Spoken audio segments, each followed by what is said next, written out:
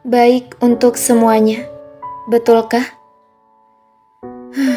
Udahlah, jangan kau pikirkan Semi lagi. Rasha bicara sambil mengelus rambut Audrey yang kini tubuhnya ada dalam rangkulan Rasha. Aku sangat mencintainya, Rasha, tapi dia tidak punya perasaan untukku. Hatiku sangat sakit sekali. Selama ini dia hanya mempermainkanku. Keluh Audrey pada Rasha. Aku akan selalu menemanimu sampai kau bisa melupakan semua perasaanmu padanya. Apa kau serius? Audrey mengangkat kepalanya dan menatap wajah Rasha. Rasha mengangguk dan tersenyum pada Audrey. Apa kau akan berjanji selalu ada di dekatku? Rasha mengangguk masih menatap wajah Audrey. Aku berjanji padamu, Audrey. Aku akan selalu berada di dekatmu kapanpun kau mau. Aku tidak akan pernah pergi dari sisimu sebelum kau menyuruhku pergi. Aku berjanji tidak akan pernah meninggalkanmu seumur hidupku. Rasha tersenyum dan kemudian mengecup dahi Audrey yang memberikan rasa bahagia di dalam hati Audrey. Berjanjilah padaku, Rasha. Kau tidak akan ingkar janji. Rasha mengangguk.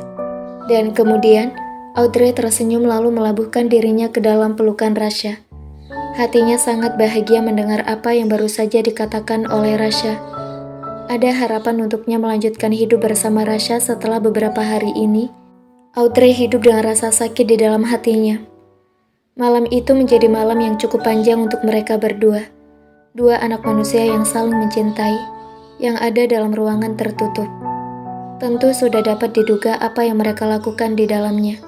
Setelah berhari-hari tidak bertemu, keduanya memadu kasih dalam penyatuan diri, memberikan kenikmatan satu sama lain di malam yang panjang penuh tawa dan kebahagiaan di wajah mereka.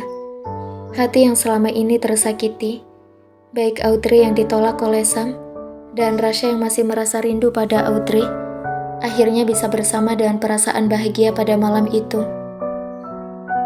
Rasha, aku mendengar bahwa kau menikahi seseorang di hari pernikahan kita. Dan kau mengatakan bahwa wanita itu hamil. Apa itu benar, Rasha? Tanya Audrey setelah mereka selesai memadu kasih.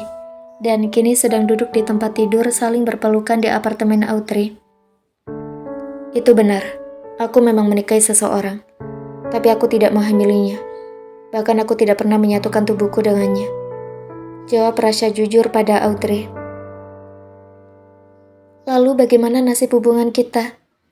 Tanya Audrey yang kini menatap wajah Rasha meminta kepastian. Bersabarlah Audrey sayang. Aku akan menyelesaikan hubunganku dan wanita itu dalam waktu 1 tahun. Apa? Kenapa harus 1 tahun, Rasha? Kau tidak mencintainya. Kenapa kau harus menjaganya selama 1 tahun? Selesaikan besok dan kita langsung menikah. Kita harus cepat menikah, supaya aku bisa balas dendam dengan Semi, dan dia bisa sadar betapa pentingnya diriku.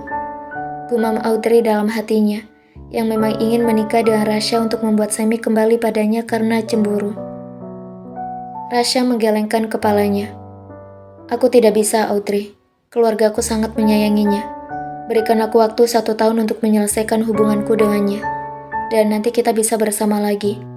Kau tenang saja. Dalam waktu 1 tahun itu, aku tidak akan melakukan apapun dengannya yang membahayakan hubungan kita. Aku hanya ingin memastikan aku mendapatkan alasan yang tepat sehingga keluargaku tidak akan marah ketika aku meninggalkannya. Jawab Rasha jujur. Apa kau benar-benar tidak memiliki perasaan dengannya? Hahaha. Rasha tergelak tawa mendengar pertanyaan dari Audrey. Aku tidak pernah punya perasaan dengannya, Audrey. Satu-satunya wanita yang aku cintai adalah kau. Aku menikah dengannya untuk melindungimu, supaya kau tidak kena marah dari orang tuamu. Jawab Rasha masih jujur. Jadi itu alasanmu menghadirkan wanita itu di hari pernikahan kita? Rasha mengangguk dan tersenyum pada Audrey. Beberapa saat Audrey masih diam dan menatap wajah Rasha. Audrey belum memberikan respon dari pernyataan Rasha. Kalau begitu, baiklah. Aku mohon padamu, jangan sampai 1 tahun. Buatlah itu hanya 6 bulan, Rasha. Aku ingin kita menikah secepatnya.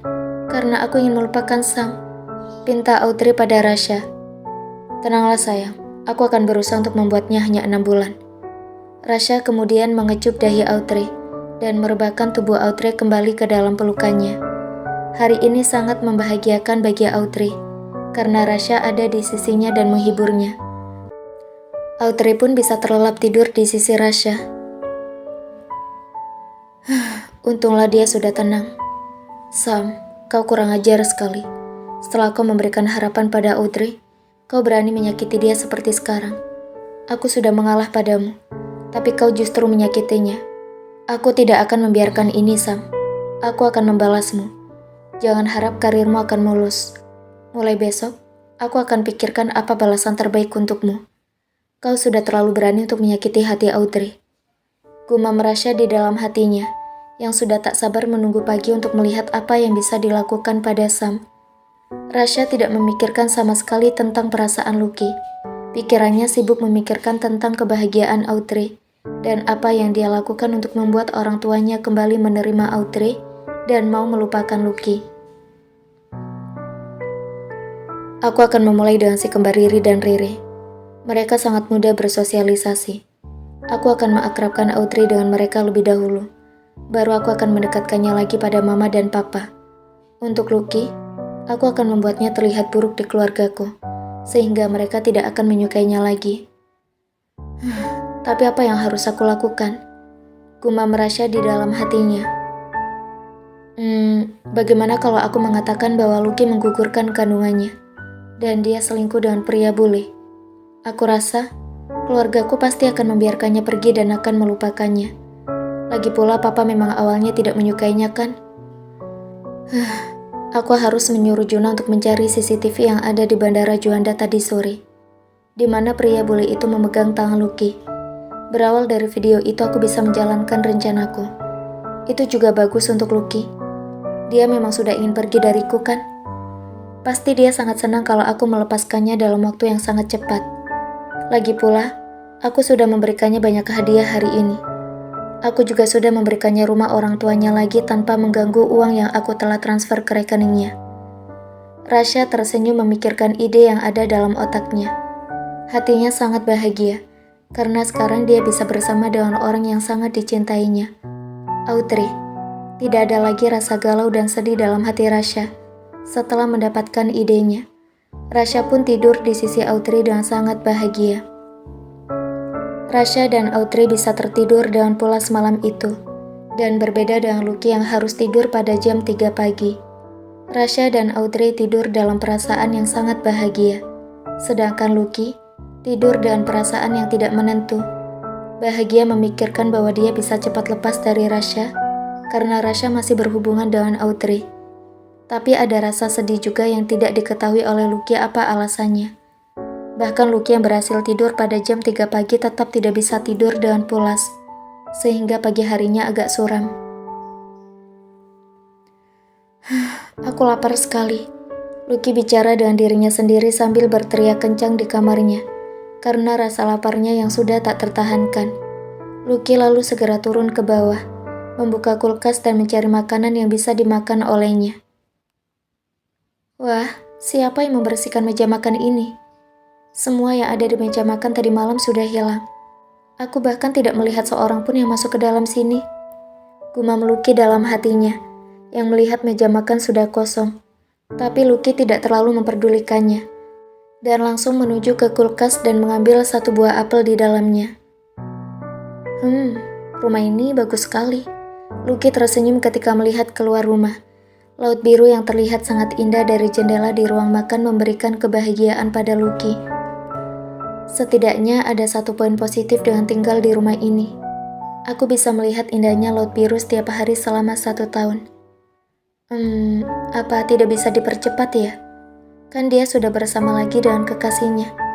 Harusnya bisa dipercepat dong. Bagaimana kalau aku minta kepadanya 1 bulan lagi? Kenapa harus 1 bulan kalau bisa 1 minggu? Atau mungkin 1 hari lagi? Aku rasa lebih cepat lebih baik.